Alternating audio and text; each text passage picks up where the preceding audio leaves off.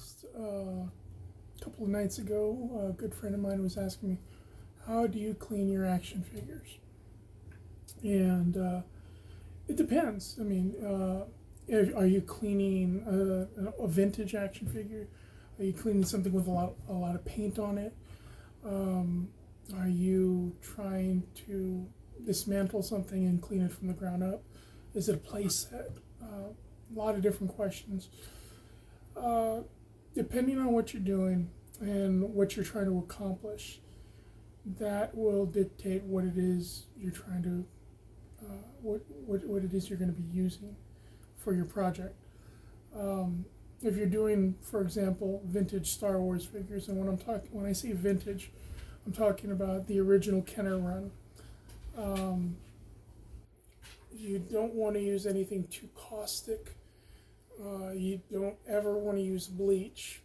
Uh, if you're trying to lighten uh, yellowing, that's a different thing entirely.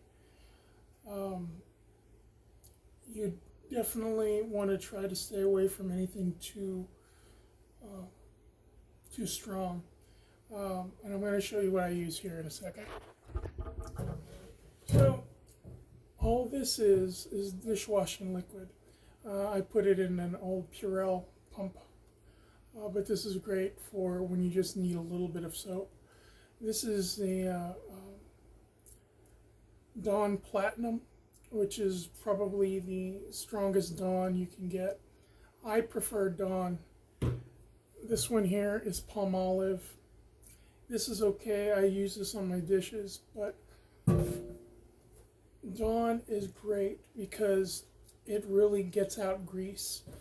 And you had mentioned that it was in a home with a lot of smoking in it. So whenever I go to yard sales, flea markets, things like that, I always, whenever possible, I wash whatever toys that I bring home. I got this playset at a local thrift store. It's pretty dingy. It's a Green Lantern. I think it's like one of those super deformed mini PVC figure sets.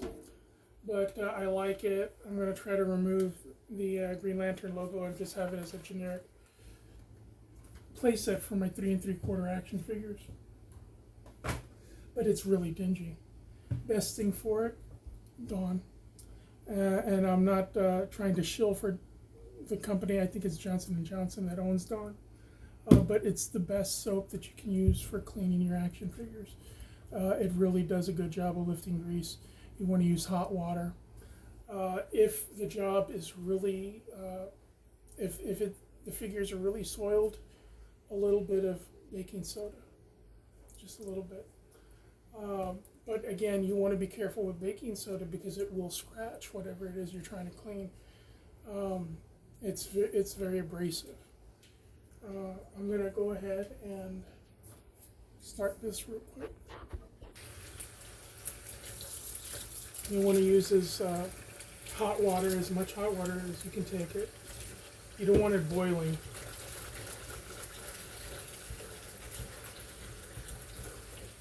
You don't need to fill it all up. You just need to get a couple of inches worth of water in there. Probably another squirt. Since this is the platinum, it's really concentrated. So another thing I like to use is a brand new cheap toothbrush, soft, especially to get on joints and little hard to reach spots.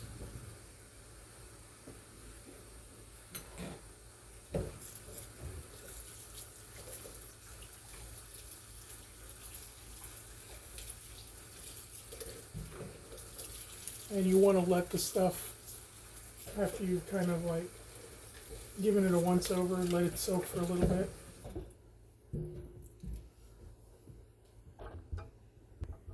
So that's just just a quick overview. It's not really rocket science, y'all.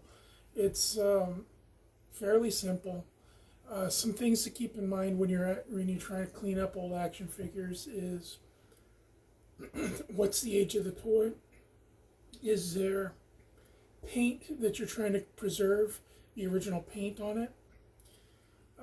Sometimes a hot water bath will take off old paint like it's nothing. So you got to keep that in mind. If you're doing like the classic 80s Kenner Star Wars stuff, that's usually pretty straightforward.